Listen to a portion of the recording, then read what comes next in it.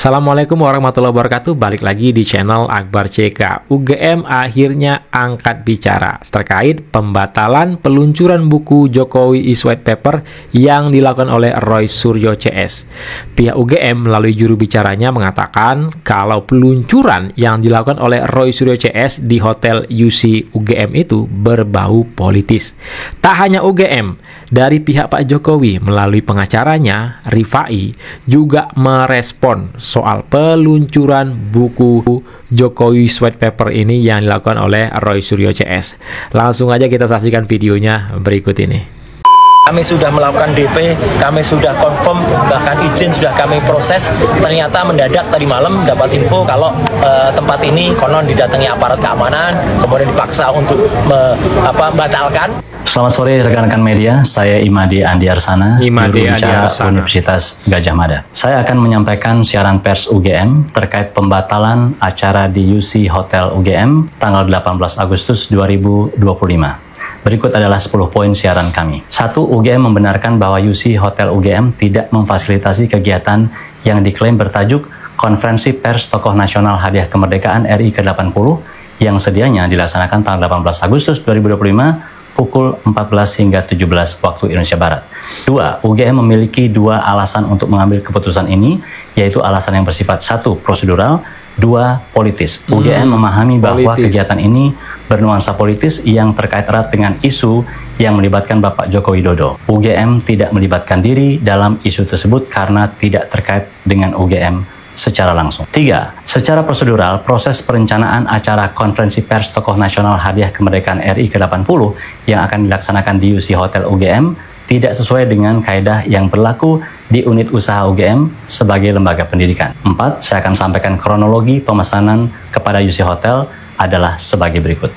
A. Pada tanggal 17 Agustus 2025 pukul 13.25 WIB, seseorang yang mengaku bernama Aida menghubungi bagian pemasaran UC Hotel dan melakukan pemesanan ruang pertemuan untuk sebuah kegiatan. B. Disampaikan oleh Aida bahwa kegiatan yang dimaksud adalah, saya kutip, Konferensi Pers Tokoh Nasional Hadiah Kemerdekaan RI ke-80. C. Pihak UC Hotel merespon secara profesional dengan melakukan tanya jawab terkait dengan kebutuhan ruangan dan rincian kegiatan. Berdasarkan data yang diberikan oleh Aida, pihak UC UGM juga menyampaikan harga dan prosedur pembayaran. E.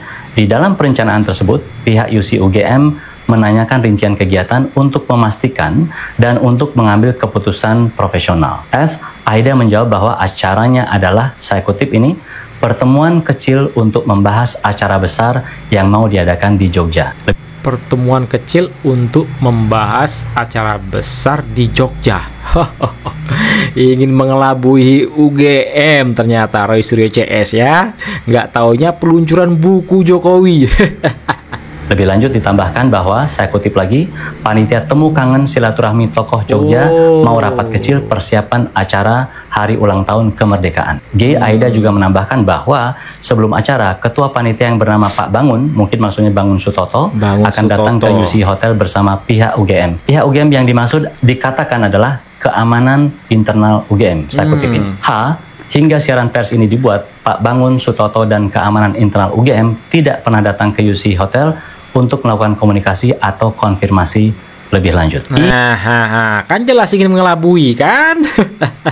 Di tanggal 17 Agustus juga di hari yang sama, UC Hotel UGM menerima bukti transfer uang yang dikirimkan oleh Aida dan dinyatakan sebagai pembayaran awal atau down payment. Dana tersebut sudah sekarang dikembalikan karena acara yang akan dilaksanakan tidak sesuai dengan yang disampaikan di awal. Nanti akan saya sampaikan lebih detail. Nomor 5, UGM menghormati aspirasi setiap warga negara untuk mempertanyakan dan mempersoalkan isu apapun, namun menolak untuk dilibatkan dengan cara dan prosedur yang tidak semestinya.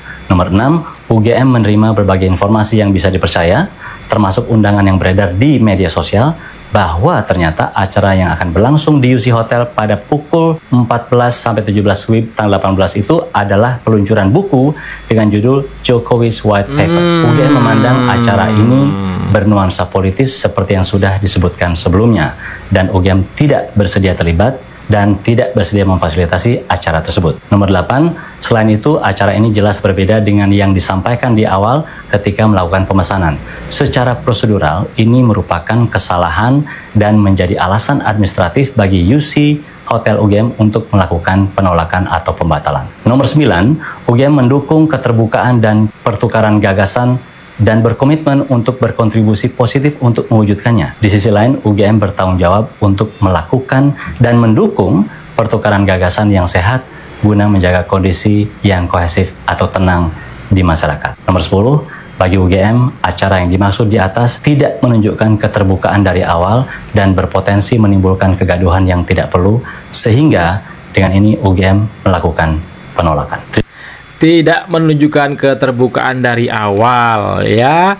Ngibul jadi Roy Suryo CS, ngibul untuk ngelabui UGM. Nggak taunya peluncuran buku Jokowi Sweat Paper. Dan kami alami hari ini ketika kami ingin mendiskusikan buku yang ilmiah di sebuah tempat yang namanya Investika. Kami sudah melakukan DP, kami sudah confirm, bahkan izin sudah kami proses. Ternyata mendadak tadi malam dapat info kalau tempat ini konon didatangi aparat keamanan, kemudian dipaksa untuk membatalkan dan dibatalkan betul ya, dan dikembalikan uangnya. Tapi ya kami mengatakan ini tolong hargai kesepakatan yang sudah ada. Akhirnya ya terima kasih. Saya tetap mengucapkan terima kasih loh ya kepada manajemen UC yang kami tetap menggunakan coffee shop. Karena apa? Ya memang harus boleh coffee shop itu tempat umum. Kita boleh bayar makan minum di situ. Tapi ya ironisnya di tengah-tengah pelaksanaan doa ya tiba-tiba AC dan lampu mati. Kasihan ataukah giliran?